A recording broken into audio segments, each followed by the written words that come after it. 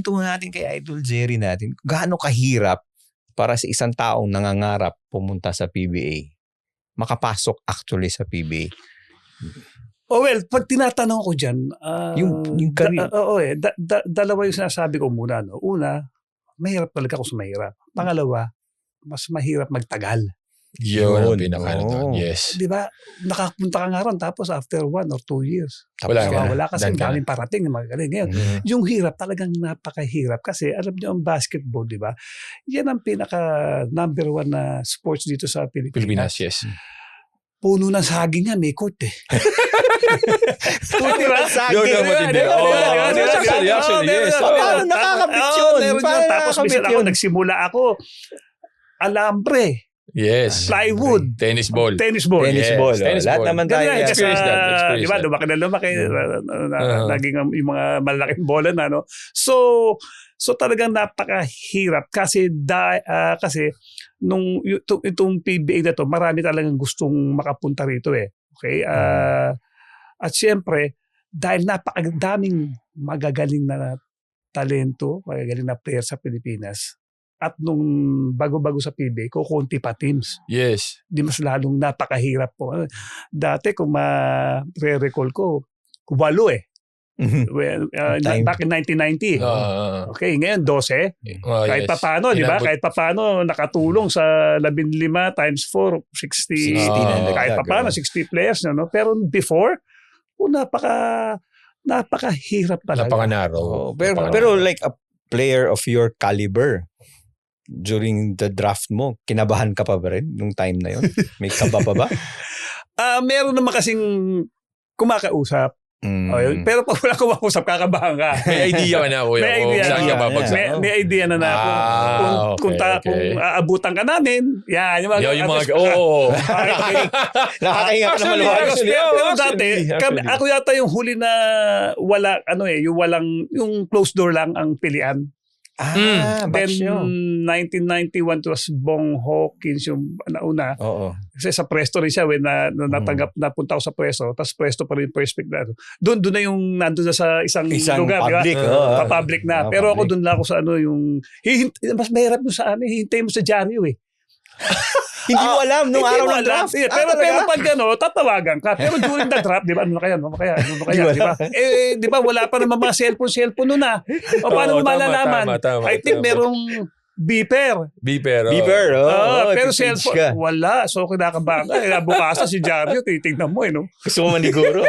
Pinipintahan mo pa yung Jario ngayon. Nakita ko.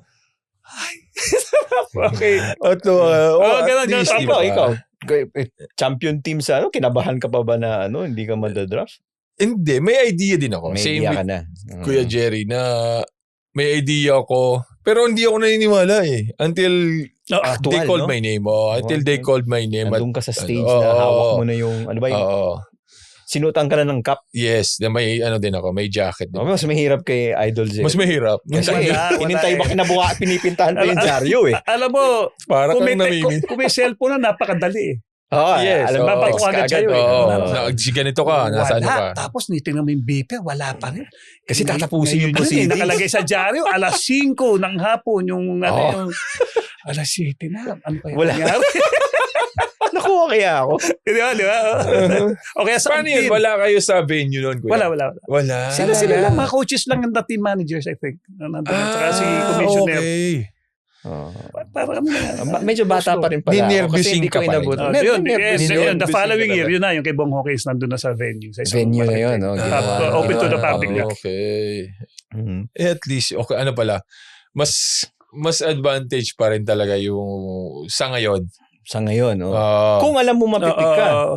Pero mahirap din kung nandun ka sa venue tapos yun din. Diba? Yung wala kang idea. Kinakabahan ka, no? Yun na mahirap naman. Tama ka ron, Francis. Yung ngayon, kung hindi ka na-pick, parang nasa mall pa. Meron pa akong time before.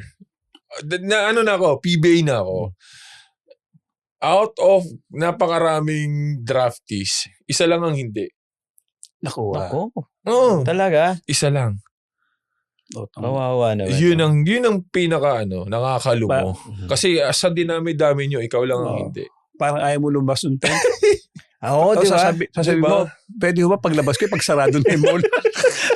Nasa closing, mall. pag closing O na, kaya di ba, maghanap alas na lang ng may iba hubang exit May exit dito. pa ditong iba. Pero before okay kasi nakatago kayo Yes. Nakatago. Ngayon, nandun na kayo Exposed kasama sa diba? crowd So alam mo na kung sino. Kung sino napili. Kaya pala sabi ng isang player, doon sa tabi, may mga bayong na may butas. Pag hindi ka napili, so may bayong na may butas. Lakad ka palabas.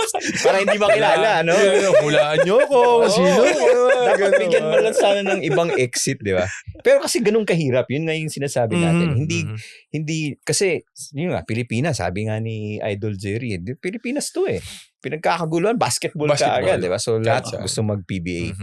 Pero ngayon, meron ng ibang, may ibang outlet na, may ibang platform na. May volleyball naman yun Tsaka hindi lang PBA yung, meron ng ibang liga na yun, di ba? So, may ganun. So, siguro, medyo kahit na kabado ka sa draft, pwede mo nang iniisip mo na, makakalaro pa naman ako, di ba, sa marami. Pero sa tingin ko, I don't know with Coach Cherry. Sa tingin ko, everybody's still eyeing for PBA. PBA, Nobody's like, kumbaga, I wanna settle in, diba? I wanna settle in. Gusto ko maging PBA. Wala pang ganun. Wala pa tayong ganun. Sa tingin ko, lahat, you wanted to step in the pro PBA level league talaga. Pag gusto mo maging pro, PBA pa rin. Yun talaga yung PBA pa rin. PBA is the ultimate, kaya na goal ng isang basketball player. Wala talaga makakatalo sa PBA. Yung mga naglalaba sa mga bagong mga liga ngayon, malaking tulong para lalo nila mahon yung kanilang skills. Parang stepping stone. Yes, and also, akala nila stepping stone. Ang laking tulong naman doon sa hindi nagtatagal sa PBA. May fallback. May fallback. Yes, tama. Kasi nung panahon namin, pag natapos na karir mo, hindi ka na lang tawag ni Mayor, piyesta. Oo nga. Di ba? Piyestahan lang. Exhibition game. Yes, exhibition game. Hindi pa ganun karami ang exhibition game. Swerte mo na lang kung masama ka sa PBA Legends. Kung mapili ka, no? Wala pang ganun. Wala pang PBA Legends wala pang nun. PBA Legends, piyestahan lang. ngayon, Ngayon, livelihood. Ang dami. At papasalamat nga ako sa mga tournaments na to kasi laking tulong yung mga nag-aspire and also yung galing sa PBA. Yes. Napoprolong pa yung career. Nagkakainitan na ba? Sure ka bang nagliliyab na ang usapan? Kapit lang sa Sureball na Kwentuhan.